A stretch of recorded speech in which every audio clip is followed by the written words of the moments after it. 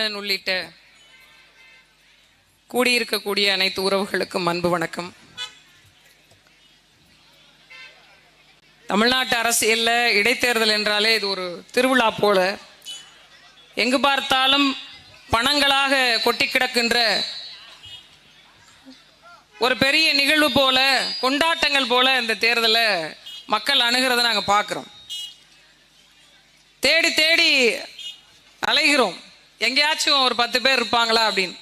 நமக்கான மொத்த வேலையும் திமுக தானே செய்யுது. அவங்க கூட்டி வச்சிருப்பாங்க, நம்ம போய் பேசிடுவோம். அவங்க கூட்டி வச்சிருப்பாங்க, நாங்கள் போய் பேசிடுவோம். வேற வழி இல்லை பாருங்க. ஊருக்கு ஊர், எங்கள் ஊர்லலாம் பார்த்தீங்கன்னா சாவு விழுந்த ஒரு 15 நாள் ஒரு கொட்டாயை போட்டு உட்காந்துருப்பாங்க. 3 சீட்டு விளாண்டுக்கிட்டு, இல்லைன்னா ரம்மி கிம்மி விளாண்டுக்கிட்டு உட்காந்துட்டு இருப்பாங்க 15 நாள் வரைக்கும். ஏன்னா அந்த இறந்து போனவங்க வீடு ரொம்ப யாருமே இல்லாதவங்க அப்படின்னு ஆயிடக்கூடாது, அதனால நாங்கள்லாம் இருக்கிறோம் அப்படின்னு உட்கார்ந்துருப்பாங்க. அதாவது பரவாயில்ல, அது உறவுகளை நம்ம காட்டிக்கொள்வதற்கு, உணர்வுகளை பகிர்ந்து கொள்வதற்கு அந்த கொட்டாய் போட்டிருக்காங்க. இப்போ நமக்கு பகுதியில் போட்டிருக்காங்க பாருங்க. இந்த கொட்டாயெல்லாம் உணர்வுகளை பகிர்ந்து கொள்வதற்கோ அல்லது உறவுகளை பற்றி பேசிக்கொள்வதற்கோ நாங்கள் இருக்கிறோம் என்ற நம்பிக்கைக்கோ இல்லை. அதிகபட்சம் 10ஆம் தேதி வரைக்கும் அந்த கொட்டாய் இருக்கும். அதற்கு பிறகு யாராவது அந்த பக்கம் வருவாங்களா அப்படின்னா வரமாட்டாங்க. யதார்த்தத்தை சிந்திச்சு பாருங்க. நான் பல தளங்களில் சொல்லிட்டு தான் இருக்கேன். வீடு வீடாக வந்து கணக்கெடுக்கிறாங்க. உண்மையிலே எனக்கு இந்த காலையிலேருந்து இந்த அன்னியூர் பக்கத்தில் மதியத்துலேருந்து பார்க்கும்போது பார்த்தீங்கன்னா ரொம்ப வருத்தமாக இருக்கு. ஒரு 200 பெண்கள் கொடியை எடுத்துட்டு போகிறாங்க. அதில் முன்னாடி 4 பொறுப்பாளர்கள். அதுலேயும் ஜெயிக்க போவது யாரு, ஜெயிக்க போகுதுன்னு சொல்லணும், ஜெயிக்க போவது யாரு, உதயசூரியன் பாருங்கிறாங்க. வாயில் கொஞ்சம் விளக்கெண்ணெய் ஊற்றுங்க. அப்படிலாம் காலையில் பல்லு விளக்கும் போது வேப்பக்குச்சி போட்டு விளக்கலாம்னு சொல்லி டூத் ப்ரஷ் பேஸ்ட் வச்சு விளக்கலாம்னு சொல்லி நாக்கு வலிக்கிறதுக்குனே ஒரு பட்டை இருக்கு. அதை வாங்கி சரட்டு சரட்டு சரட்டு சரட்டுன்னு வலிச்சாது விடுங்க. ஜெபிக்க போவது யாரு, உதயசூரியன் பார். இதை சொல்றதுக்கு 1000 ரூபா கொடுத்து கூட்டிட்டு வந்திருக்காங்க. இதில் காஞ்சிபுரத்துல இருந்தோ இளம்பிள்ளை, சேலம் இளம்பிள்ளையிலேருந்து ஒரு கடையிலேருந்து போன் அடிச்சாங்க. திமுக பல்க் ஆர்டர் போட்டிருக்கலாங்களான்னு 70 ரூபாய்க்கு தான் வாங்கியிருக்காங்க புடவை. ஆனால் 700 ரூபான்னு ஸ்டிக்கர் ஒட்டியிருக்கு அந்த புடவையில். அந்த புடவையும் வந்து கொண்டிருக்கு. இந்த புடவை 1000 ரூபா ஒரு நாளைக்கான பணம் உங்களுடைய 5 ஆண்டு வாழ்க்கையை தீர்மானித்து விடுமா? நான் அவங்களோட சாரசாரையாக போற பெண்களை பார்த்து கேட்கிறேன், உங்களுடைய ஓட்டு ஒரு சாராய வியாபாரிக்கா? அதுலயும் புதுசாக மரியாதைக்குரிய தமிழ்நாட்டினுடைய முதலமைச்சர் தீபாவளி போனஸாக, தீபாவளிக்கான புது வித மக்களுக்கான ஒரு பெரிய ஒரு அன்பளிப்பை கொடுக்க தயாரா இருக்கிறார். அது என்னன்னு கேட்டீங்கன்னா, நீங்க மேல கோட்டர் வாங்க வேணாம், அது 155 ரூபா. தீபாவளியின் சிறப்பு தொகுப்பாக மக்களுக்கு வழங்கப்படும் ஒரு கட்டிங் கொடுத்துக்கிறாங்களாம் கடையில். இனிமே கட்டிங்னா இனிமே நமக்கு தமிழ்நாடு அரசு தீபாவளிக்கு எல்லா மக்களுக்கும் வழங்கக்கூடிய ஒரு மிகப்பெரிய ஆக சிறந்த ஒரு விஷயத்தை கொடுக்குறாங்க. ஏன்னா 50 ரூபா பாக்கெட் வாங்கி கள்ளசாராயம் குடிச்சு செத்து எனக்கு 10 லட்ச ரூபா செலவு வைக்கிறீங்க, ஆனால் 90 ரூபாய்க்கு நானே தர்றேன் அப்படின்னு யார் பேசுறது? தமிழ்நாட்டுடைய முதலமைச்சர். இன்னொரு பக்கம் ஏன் அந்த கொடியை தூக்கிட்டு போறவங்களுக்குலாம் இது தெரியணும் பாருங்க, அதனால சொல்றேன். இன்னொரு பக்கம் ஐயா மரியாதைக்குரிய துரைமுருகன் அவர்கள் நீர்வளத்துறை அமைச்சராக இருக்கிறார்ல, அவர் ஒரு பக்கம் சொல்றாரு, ஏன் கள்ள சாராயத்தை குடிச்சாங்க தெரியுமா? சும்மா அப்படிலாம் கதை சொல்லாதீங்க. நாங்க ஊத்துற சாராயத்துல கிக்கு இல்லையா, டாஸ்மார்க்ல ஊத்துற சாராயத்துல கிக்கு குறைவாக இருப்பதினால் கள்ளச்சாராயத்தில் கூடுதலாக இருக்கிறது. எப்படி தெரியும் அவருக்கு? 2 லோட்டா உள்ள இறக்கி இருக்காரு போலக்கு தானே. இல்ல எப்படி தெரியும்ன்ற, இதுல கிக்கு இருக்கு இதுல கிக்கு இல்லைன்னு எப்படி தெரியும்? குடிச்சு பார்த்தா தானே தெரியும். அப்ப ஒட்டுமொத்த சாராய வியாபாரிகள், ஒட்டுமொத்தமாக சாராயம் காட்சி விற்கக்கூடியவர்களுக்கு நாம் வாக்கு செலுத்தி வெல்ல வைத்த அதிகாரத்தை கொடுத்தது போக அவர்களுடைய கொடியை பிடித்து கொண்டு போகிறோம். 85-90 குடும்பத்துக்கு மேல கள்ளக்குறிச்சியில பாதிக்கப்பட்டது இல்லையா, அவங்க வைத்தறிச்சல் தான் அந்த கொடியா வருது, அந்த உதயசூரியன் படமா வருது. உங்க வீடுகள் எல்லாம் வரைஞ்சிருக்குல்ல, இது பல பெண்களுடைய தாலியை அறுத்த பணம் தான் உங்க வீட்டுல எல்லாம் வரைஞ்சிருக்கு. அதை எடுத்துட்டு போறாங்க.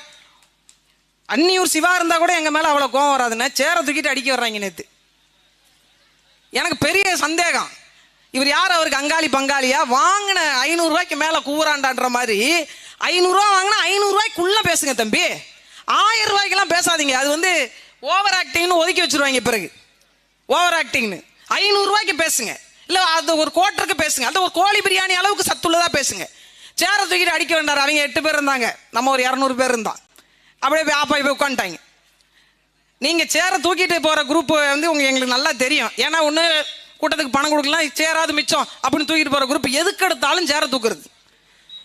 ஒட்டுமொத்தமாக ஒரு சாராய கோஷ்டிகளுக்கு வாக்கு செலுத்தி அவங்கள வெல்ல வச்சதோடு மட்டும் இல்லாம என்ன பாலாரும் தேனாரும் கடந்த 3 ஆண்டு காலத்துல மரியாதைக்குரிய ஐயா புகழேந்தி அவர்கள் கொடுத்துட்டாரு. சரியா குடிநீர் வந்துருச்சா?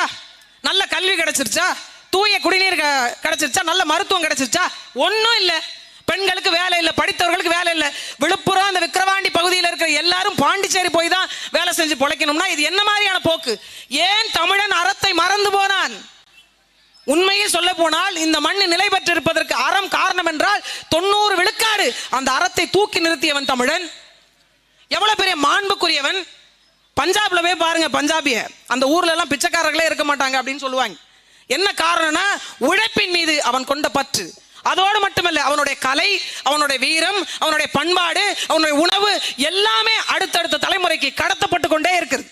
ஆனா ஒரு முல்லை கொடிக்கு தேர கொடுத்தவன், மயிலுக்கு போர்வை கொடுத்தவன், ஒரு அரண்மனை வாயில ஒரு மாடு வந்து தன்னுடைய கன்றை கொன்று விட்டார் உன்னுடைய மகன் என்று ஒரு மணி இசைத்ததுக்காக பெத்த மகனே, ஒத்த மகனே கொன்று குவிச்ச ஒரு தமிழ் மக்களுடைய வாரிசுகள் நாம். ஒரு கோட்டுக்கு வேலை போறது, 150 ரூபா காசு கொடுக்கல, 150 ரூபா காசு கொடுக்கல அப்படின்னு சொல்லிட்டு பெத்த தாயை கத்தியால குத்தி கொன்ன மக்களாக நாம் மாறி போனோமே. எங்கிருந்து இந்த அறத்தினுடைய மாற்றம் வந்தது? படிக்கிற புள்ள பையில கஞ்சா பொட்டலத்தை தேடக்கூடிய இந்த அவல நிலை எங்கிருந்து வந்தது? இந்த ஆட்சியாளர்கள் கொடுத்தது தானே. இந்த ஆட்சியாளர்களை உருவாக்கியது யார்? நீங்கள் தானே. நீங்க குடிப்பீங்க, ஆனா உங்க பிள்ளைங்க குடிக்க கூடாதுன்னா குடிக்க முடியாத சூழல் இந்த மண்ணில் இருக்கா? எத்தனை கடையை கடந்து போயிட்டு வந்துருவீங்க? கஞ்சா பொட்டலம், ஹெராயின், இன்னும் என்னென்ன போதைப் பொருட்கள் இருக்கோ அவ்வளவும் வீதிக்கு வீதி வந்து வெளிப்படையாக விற்க தொடங்கிருச்சு. இதை பார்த்து கொண்டு நாம் கடந்து போகிறோம், மறந்து போகிறோம். எவ்வளவு பெரிய மாண்பு மிக்க ஒரு கூட்டம் அப்படியே சுருங்கி சுருங்கி சுருங்கி சுருங்கி 500 ரூபா கொடுத்தா அப்படியே மந்தைகள் மாதிரி நம்ம போவோன்ற நிலைமை கொண்டு நிப்பாட்டிட்டாங்களா இல்லையா?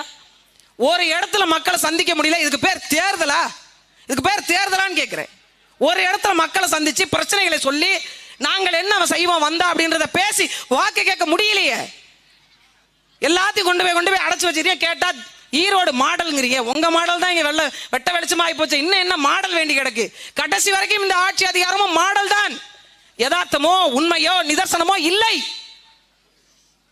அங்க போகும்போதே அந்த பெண்கள்கிட்ட நம்ம கேட்டோம்னா தலையை டொய்யும் தொங்க போட்டுக்கிறாங்க. அப்ப தவறு என்று தெரிகிறது.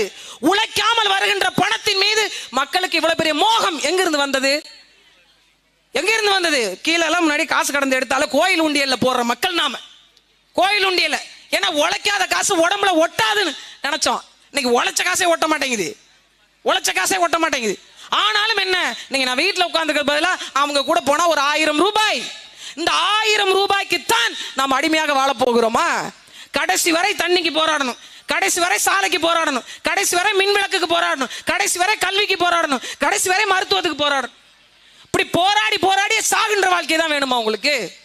ஒரே ஒரு பெண் பிள்ளை 29 வேட்பாளர்கள்ல ஒரே ஒரு பெண் வேட்பாளர். யாருமே கொடுக்காத வாய்ப்பை நாம் தமிழர் கட்சி எங்கள் அண்ணன் செந்தமிழன் சீமான் பெண்ணுக்குத்தான் இந்த வாய்ப்பு என்று கொடுத்து இந்த களத்துல நிக்க வச்சிருக்கிறார். ஒட்டுமொத்த பெண்களும் அவள் பக்கம் நிக்க வேண்டாமா? ஒரு சாதாரண குடும்பத்து பிள்ளையும் சட்டமன்றத்துக்கு போக முடியும் என்பதை காண்பிப்பதற்கு அவள் கூட ஆதரவு தெரிவிக்க வேண்டாமா? என் வீட்டு பிள்ளைப்பாவ, என் வீட்டு பிள்ளை மாதிரியா இருக்கா, என் வீட்டு பிள்ளை, என் பிரச்சனை தெரிஞ்சவ, எனக்காக போராடுவான்ற நம்பிக்கை அவள் முகத்தை பார்த்து உங்களுக்கு வரலையா? எங்க அண்ணன் அண்ணியூர் சிவா முகத்தை பார்த்தா தான் வருதா உங்களுக்கு? இந்த ஊர்ல எத்தனை இடத்துல தெருவிளக்கு எரியாம இருக்குன்னு தெரியுமா? எத்தனை இடத்துல குடிநீர் குழாயில தண்ணி வராம இருக்கு தெரியுமா? இவங்க வந்தோன்னே அப்படியே புரண்டுருமா விக்கிரவாண்டி? தலைகீழ மாறிடுமா? வராத பைப்புல எல்லாம் தண்ணி வந்துருமா? சரியா சாலை போட்டு கொடுத்துருவாங்களா? என்ன மாறிடும்? 2 டாஸ்மார்க் இருக்கு, வந்தாருன்னா 3 ஆகும். வேற என்ன மாறும்? எதை தடுத்து நிறுத்துவாங்க? நிக்கிற வேட்பாளர்களே அபிநயா மட்டும்தான் நான் வந்தா விக்கிரவாண்டி மண்ணில் டாஸ்மார்க் இருக்காதுன்னு பேசின ஒரே வேட்பாளர் அவள் மட்டும்தான். இந்த வாக்குறுதியை வேற எந்த வேட்பாளராவது கொடுப்பாங்களா? இப்ப வரைக்கும் நிலத்திற்கு பட்டா கிடையாது. வருமான வரி சான்றிதழ் வாங்க போனாலும் சரி, உங்களுக்கு என்ன மாதிரியான சான்றிதழ் வாங்க போனாலும் சரி, பணம் கொடுத்துத்தான், லஞ்சம் கொடுத்துத்தான் பெறணும். ஒட்டுமொத்தமாக நாம் வாழ்ந்து கொண்டிருக்க வாழ்க்கையை பத்தி ஒரு கணம் சிந்திச்சு பாருங்க. எப்படிப்பட்ட வாழ்க்கையை வாழ்றோம்? இதுக்கு பேர் ஜனநாயகம் வேற, இதுக்கு தேர்தல் வேற. இல்ல நடந்து போகும்போதெல்லாம் நாங்க பேசுற வேற கூடாதான். பேசினா அதுக்கு ஒரு சண்டை, அதற்கு மோசமான வார்த்தைகள். அப்படி பேசுறாங்க திமுக காரங்க. அணிவகுத்து போறாங்க, கூட்டிட்டு போறாங்கல்ல, கூட போற நமக்கு ஒரு மனசாட்சி வேண்டாம்? என்ன போய் சொல்லுவீங்க? ஐயா ஸ்டாலின் என்ன செஞ்சாரு? பேருந்தில் பெண்களுக்கு இலவசம் அப்படின்னு நம்மளா நினைச்சுக்கிட்டோம். ஆனா அவங்க சொல்லிட்டாங்க ஓசி பஸ், போறவங்க எல்லாம் ஓசின்னு ஐயா பொன்முடியா சொல்லிட்டாரு. இன்னொரு பக்கம் மாசம் பெண்களுக்கு 1000 ரூபாய். இதை வச்சே மொத்தமா முடிச்சு விட்டாங்க. மாதம் பெண்களுக்கு 1000 ரூபாய் எங்கிருந்து வருகிறது காசு? டாஸ்மார்க் நடத்தினா அதுல இருந்து வரும் 1000 ரூபாய். இந்த சாராயம் வித்த காசை தான் நீங்கள் வாங்க நினைக்கிறீர்களா? ஒரே ஒரு முறை ஒரு ஆட்சி மாற்றத்தை பாருங்க.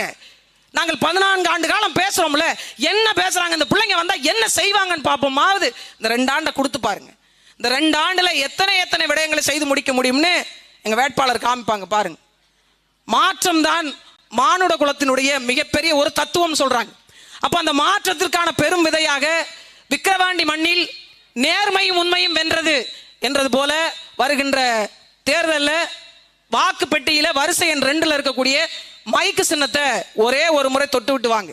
இந்த நிலத்தையும் வளத்தையும் பாதுகாத்து அடுத்த தலைமுறைக்கு கொடுக்க வேண்டிய ஒரு ஆக முக்கியத்துவம் வாய்ந்த கொள்கைகளை ஏற்று நிற்கக்கூடிய நாம் தமிழர் கட்சி மட்டுமல்ல, தமிழர் நாட்டில் தமிழருடைய ஆட்சி மலர்வதற்கான தமிழ் தேசியத்தினுடைய வெற்றியாக விக்கிரவாண்டி மண்ணினுடைய வெற்றி அமையட்டும். அப்படி இல்லை அப்படின்னா அவங்க ஏலம் விடுற மாதிரி விக்கிரவாண்டி 1, விக்கிரவாண்டி 2, விக்கிரவாண்டி 3ன்னு இவங்க 500 ரூபாயா 1000 ரூபாயான்ற பேரத்துல விக்கிரவாண்டி விற்பனைக்காக போகிறதா அல்லது விக்கிரவாண்டி வளத்துடன் நலத்துடன் செம்மாந்த தன்மானத்தோடு வாழ்ந்த வாழ்க்கை வாழ போகிறதா என்பதை உங்கள் தேர்தல் முடிவு செய்யட்டும்.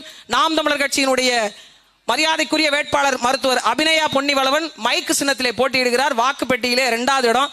ஒரு முறை அந்த பொத்தானை அழுத்தி பாருங்க. நாங்க என்ன சொல்றோம் அப்படின்றத கேட்டுட்டு ஒரு பக்கம் அழுத்துங்க. இன்னொன்று, இந்த பொத்தான் வேலை செய்யுதுனாது ஒரு பக்கம் டச் பண்ணிட்டு பார்த்துட்டு வாங்க. உங்களுக்கு பெருத்த ஒரு என்ன மாதிரியான ஒரு சூழல் அமையும் அப்படிங்கிறது உங்களுக்கே புரிய வரும். அடுத்த தேர்தலில் நாங்கள் இந்த மாதிரி வண்டியெல்லாம் எடுத்துட்டு வந்து ஓட்டு கேட்கணும்னு அவசியமே இல்லைங்க. 2 ஆண்டுல நீங்க பார்ப்பீங்க. அடுத்தது எங்களை மட்டும்தான் தேடுவீங்க. நன்றி, வணக்கம். நாம் தமிழர்.